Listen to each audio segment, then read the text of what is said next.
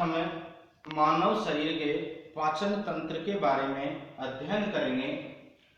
तो मुख्य बात आती है पाचन की। हमारे शरीर में भोजन को ग्रहण करने से लेकर उसका शरीर में अवशोषण होना और अवशोषण होने के बाद जो पदार्थ शेष बचता है उसे शरीर के बाहर त्यागने तक की प्रक्रिया पाचन में शामिल की जाती है।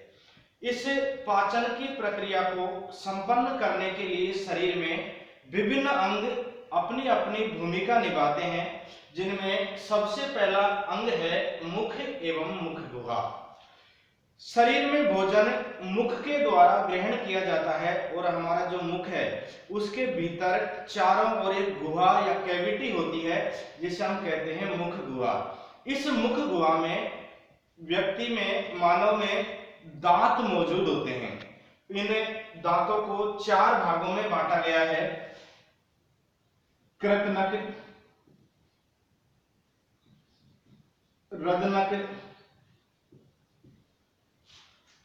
अग्रचवर्णक और चवर्णक। ये चार प्रकार के दांत मानव की मुख गुहा में पाए जाते हैं और ऊपरी जबड़े में और निचली जबड़े में इनकी संख्या होती है, हम एक सूत्र से लिख सकते हैं 42-46 बटा 42-46।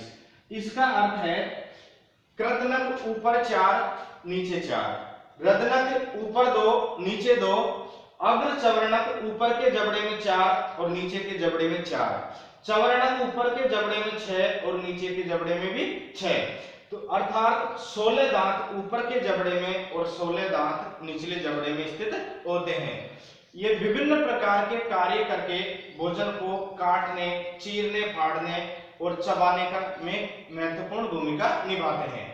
पाचन तंत्र का दूसरा भाग है ग्रसनी, यानी हमारी जो मुख गुहा है उसके पीछे की एक नली आती है जिसकी यहां तक है, इसे हम कहते हैं ग्रसनी। ग्रसनी को 3 भागों में बांटा गया है।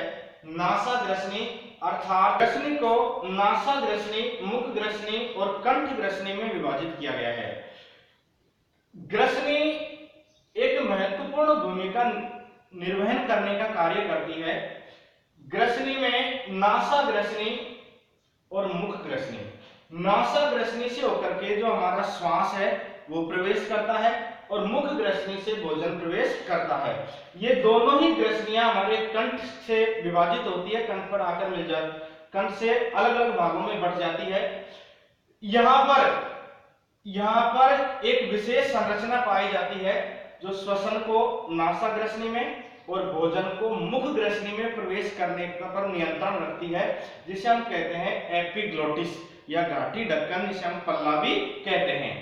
अगला भाग है पाचन तंत्र का ग्रास नली।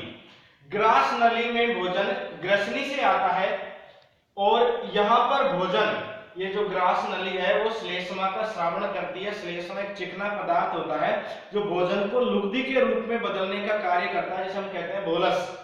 और यहाँ पर यह श्लेष्मा भोजन को चिकना बना करके हमारे शरीर के अंगों को नुकसान नहीं पहुंचे और भोजन धीरे धीरे नीचे उतरता जाए, इस कार्य में महत्वपूर्ण भूमिका निभाता है।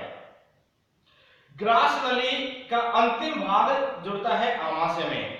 आमाशय को 3 भागों में बांटा गया है, जठरागम, फंडिक भाग और जठर निर्गमीय भाग। जठरागम भाग ग्रास नली से जुड़ा होता है। यह ग्रास नली से भोजन को ग्रहण करता है। फंडिक भाग जठरागम और जठर निर्गमीय दोनों के मध्य का भाग है। शरीर में आमाशय जे आकार की आकृति में मिलता है, यानी हमारे अंग्रेजी का जो जे होता है उसकी आकृति में मिलता है और साथ में एक खास विशेषता है इसमें, यह अपनी मांसपेशियों को फैला सकता है और शरीर में 1 किलो से 3 किलो तक का भोजन ग्रहण करने की क्षमता रखता है। आमाशय रस का श्रावण होता है जिसे हम कहते हैं हाइड्रोक्लोरिक अम्ल, HCl।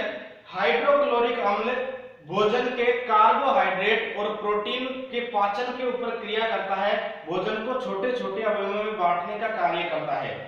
यहाँ पर भोजन को छोटे छोटे टुकड़ों में उनको पचाने में दो प्रकार की ग्रंथियां और महत्वपूर्ण भूमिका निभाती है, जिसे हम कहते हैं अग्नाशय ग्रंथियां, इससे स्त्रावित होता है अग्नाशय रस, और दूसरा है यकृत। यकृत से पित्त रस का स्रावन होता है। ये भोजन के घटक कार्बोहाइड्रेट, प्रोटीन, वसा, इनके पाचन में महत्वपूर्ण भूमिका निभाने का कार्य करते हैं। आमाशय के बाद में हमारे पाचन तंत्र का मुख्य भाग आता है छोटी आंत। इसका नाम छोटी आंत है, लेकिन लंबाई में यह बड़ी आंत से भी बड़ी होती है। इसे 3 भागों में बांटा गया। सबसे पहले का भाग है जिसे अग्र क्षुद्रांत कहते हैं, ड्यूडेनम, मध्य का भाग जेजोनम, और अंतिम भाग है इलियम। छोटी आंत में हमने जो भोजन ग्रहण किया है उसका पाचन होने का कार्य यहीं पर संपन्न होता है। इस छोटी आंत में सूक्ष्म विलाई या सूक्ष्मांकुर पाए जाते हैं जो भोजन को अवशोषण करने का कार्य करते हैं। छोटी आंत में हमारे द्वारा लिए गए भोज्य पदार्थों का अवशोषण हो जाता है। उसके बाद में जो शेष भाग बचता है, जो अपचित है, जो अवशोषित नहीं हुआ है, वो बड़ी आंत के पहले भाग अंडांत्र में प्रवेश करता है। यहाँ पर कुछ मात्रा में भोज्य पदार्थों का अवशोषण होता है और शेष भाग बृहदांत्र को सुपुर्द कर दिया जाता है। हमने भोजन के साथ में जो जल और खनिज लवण ग्रहण किए हैं उनका पाचन करने का कार्य करती है हमारी बड़ी आंत। बड़ी आंत में जल और खनिज लवणों का पाचन होने के बाद में जो शेष पदार्थ अपचित रह जाता है उसे अपशिष्ट पदार्थों के रूप में बड़ी आंत के अंतिम भाग मलाशय या गुदा द्वारा शरीर के बाहर त्याग दिया जाता है। ये पाचन तंत्र का मॉडल है। यहाँ पर मुख का भाग है, 1 नंबर इस पे लिखा हुआ है। यहाँ पर हमारी ग्रसनी शुरू होती है, फिर यह ग्रसनी ग्रास नली में बदल करके ये जो जे आकार का दिया है नीचे से घूमता हुआ, इसको हम आमाशय कहते हैं। आमाशय के ऊपर ये एक ग्रंथि है, यकृत ग्रंथि, और ये है अग्नाशय का भाग। तो यहाँ पर अग्नाशय रस और पित्त रस स्रावित होकर के भोजन के ऊपर अपनी क्रिया करते हैं और उसे छोटे छोटे टुकड़ों में तोड़ करके पचाने का कार्य करते हैं। फिर हमारे पास में आमाशय के बाद में एक लंबी कुंडलित नलिका है, वो छोटी आंत की है। ये आपके सामने है छोटी आंत। छोटी आंत के भागों के बारे में हमने पढ़ लिया है। छोटी आंत के बाद में ये जो गहरे कलर में आपको दी गई है ये बड़े आंत का भाग है, और ये अंतिम जो भाग है वो मलाशय का भाग है। यानी अपचित भोजन बड़ी आंत से होकर के यहाँ पर मलाशय के द्वारा शरीर से बाहर त्याग दिया जाता है। तो ये हमारे भोजन का पाचन तंत्र था। धन्यवाद।